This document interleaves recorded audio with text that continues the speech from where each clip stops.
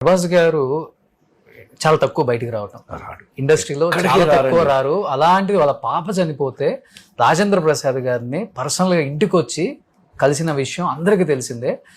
ఆయన అంటే ఎంత ప్రేమ, ఎంత గౌరవం. ఆయన పెద్ద ఫ్యాన్ నాకు.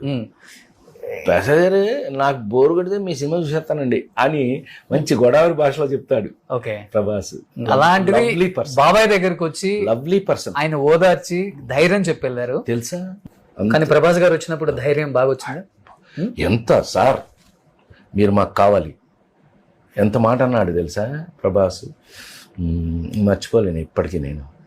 ఏంటి మీరేమైనా డల్ అవుతున్నారా? ఈ మన చేతిలో అంత దేవుడు. మీరు మాత్రం తగ్గద్దు, మీరు మాత్రం డల్ అవ్వద్దు. మీతో మాకు చాలా పని ఉంది, మీరు హుషారుగా ఉండండి ప్లీజ్. ఏం చేస్తాం ఇట్లా జరిగింది అన్నాడు. మీరు మాత్రం తగ్గద్దు, దిగొద్దు